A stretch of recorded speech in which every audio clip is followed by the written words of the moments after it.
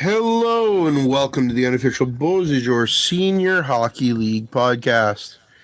I'm your host Corey, joined by my co-host Corey. Good day, sir. How are you? I'm not doing too bad. Another week is upon us. Week 5. Yep. How you feeling going into this week? Some good games. Well, good games. I go from thinking I'm going to see 2 games to only making it to 1.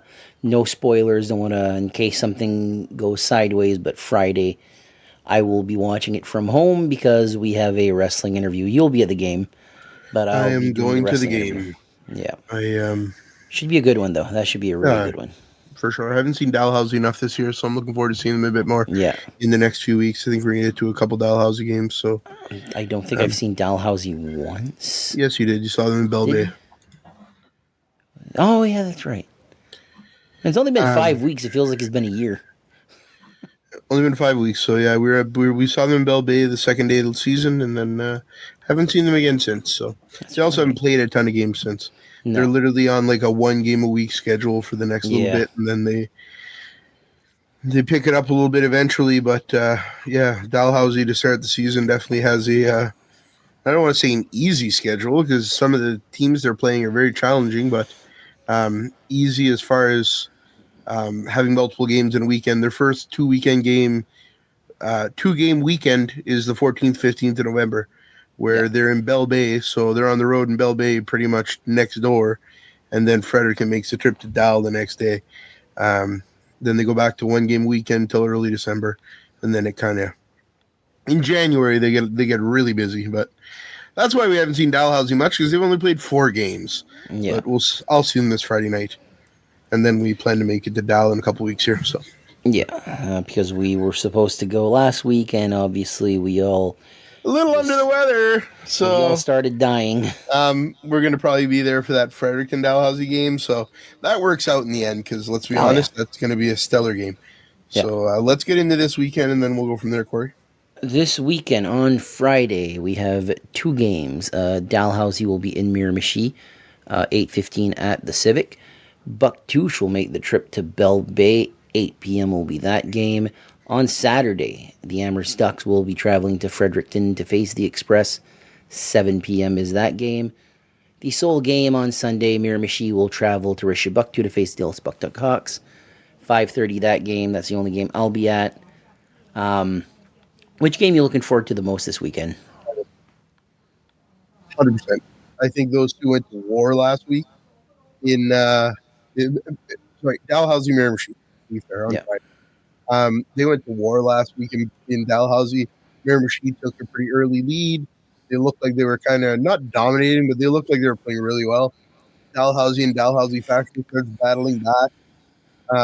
I think Dalhousie is going to want to get a win here this Friday. Yeah, I saw the 20-minute video that was posted on this channel, and it's rare that you'll see a game so eventful. Usually you'll get like 10 minutes. Such a good game, dude. And there was 20 minutes, and I remember it was this morning, so we're recording this on Wednesday. And I watched that this morning while drinking my coffee and just had the time of my life watching that. Cheryl was recording that, right? Cheryl was recording that. Man, kudos to Cheryl. Yep. She has got an eye for the puck. Like, just back and forth, like, just the moments and 2 big fights on that night. So, really entertaining. And you got to imagine, this is, can Dalhousie get their revenge on Miramichi ice? Because Miramichi went to Dalhousie and beat them.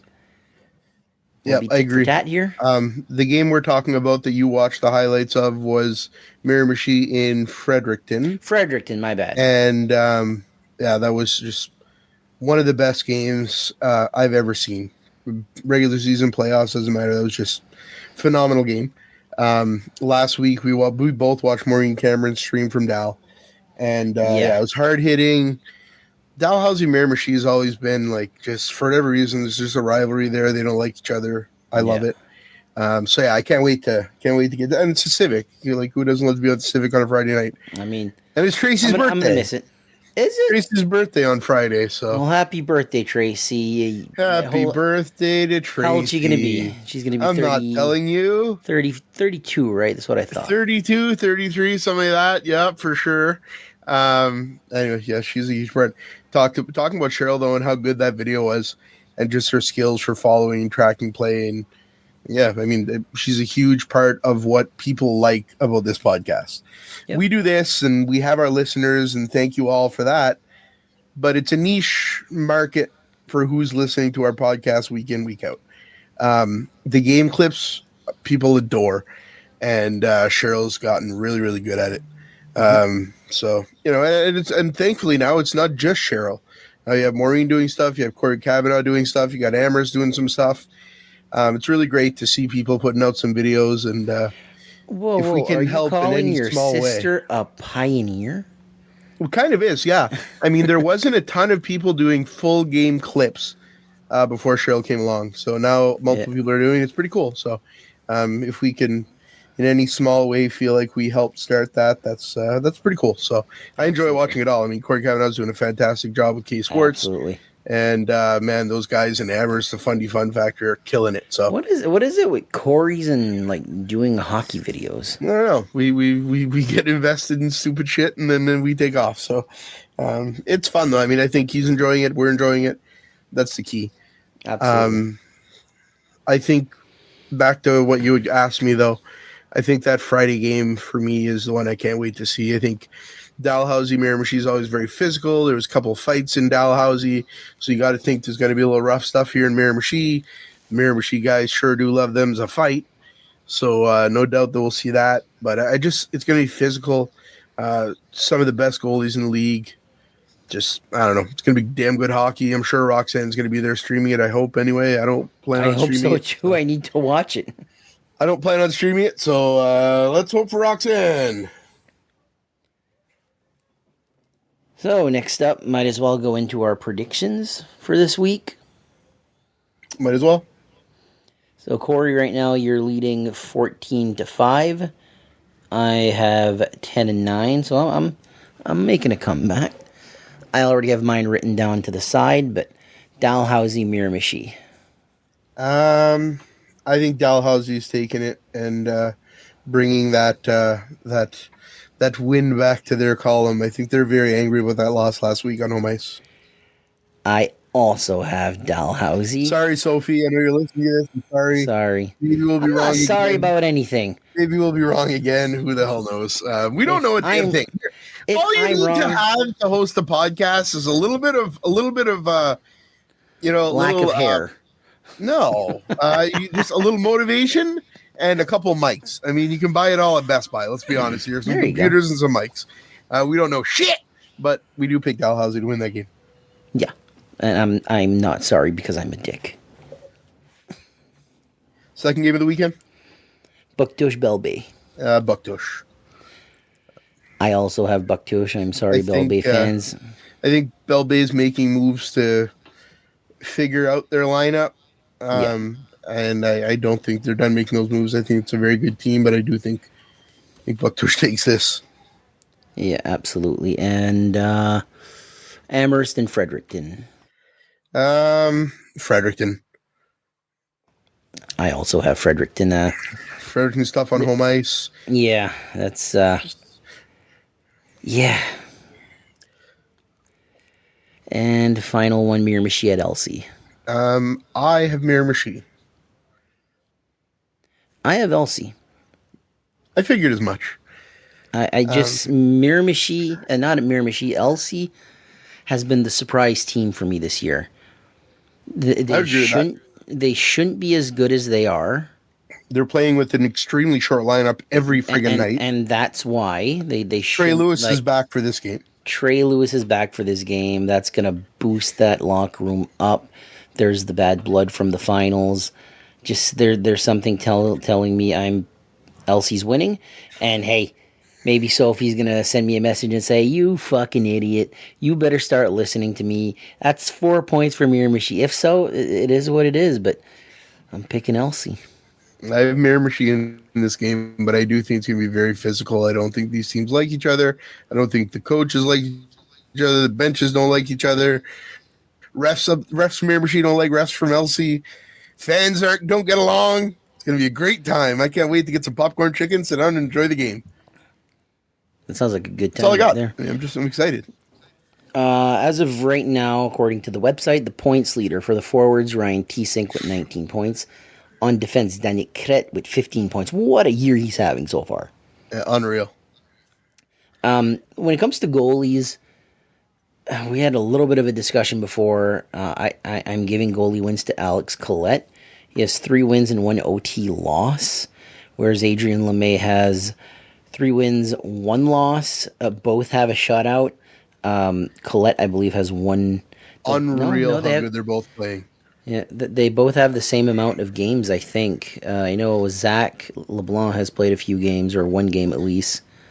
I think I'm almost positive the Bucktush might have 1 more game played than Dal, but I don't really. Yeah, they do, but I think that extra game went to Zach LeBlanc.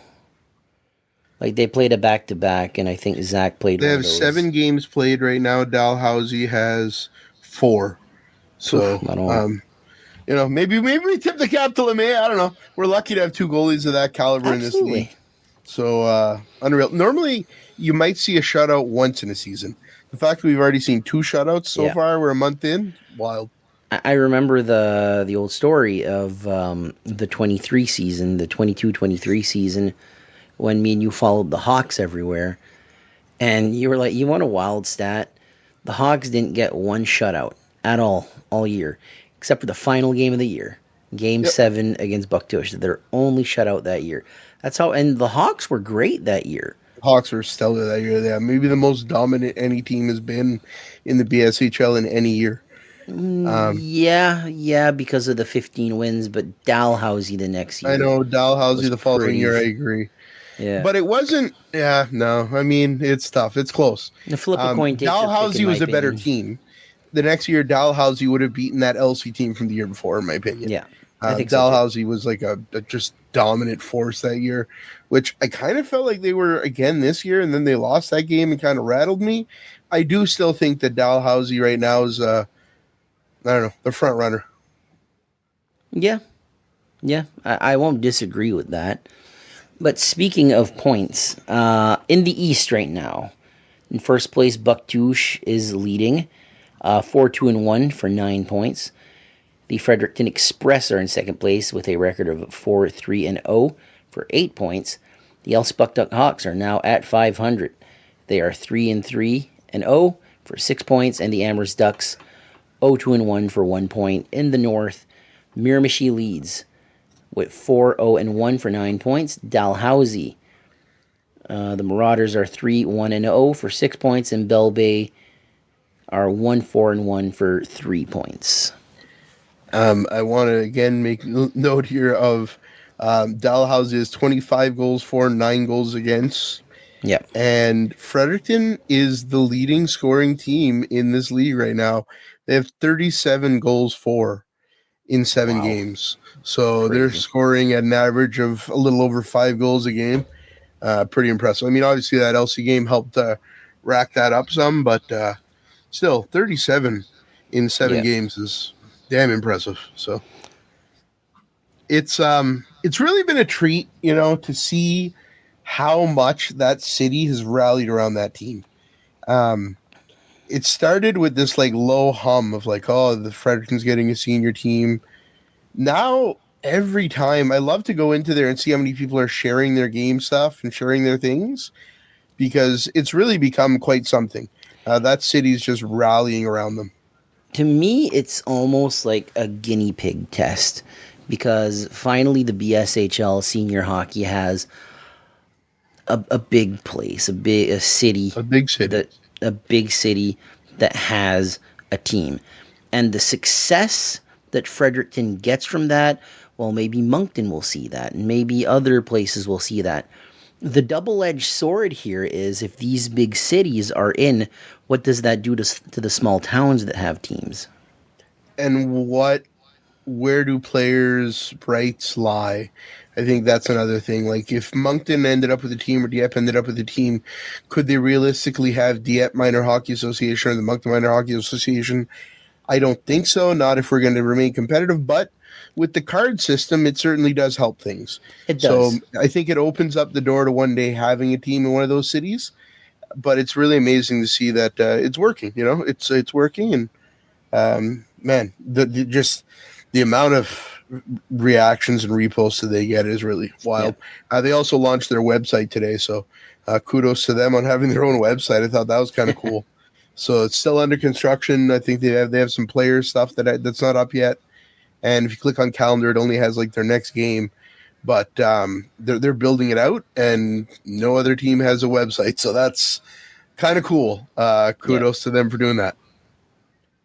Absolutely. It's like I said, it's interesting to keep an eye on them just to see how big this can get, because it could go either way. But right now, it's only been in the positive way. Yep. So, and we're only 5 weeks in. I think as momentum keeps to grow, as we get closer to the playoffs, it's going to be interesting to see.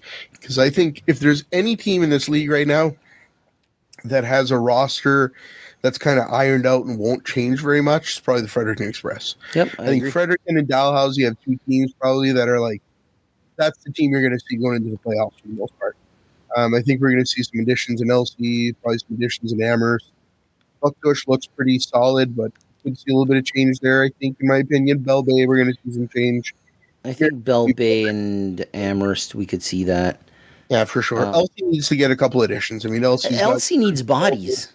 Yeah, they've got cards available, and they need to kind of bolster that lineup a little bit to be able to just to rest up their top guys. Yeah. Their top guys are performing. Unreal. A lot of those games that should have been won by LC were lost because they gassed out. Yeah. Like, they get bodies, they're competitive. They're up top.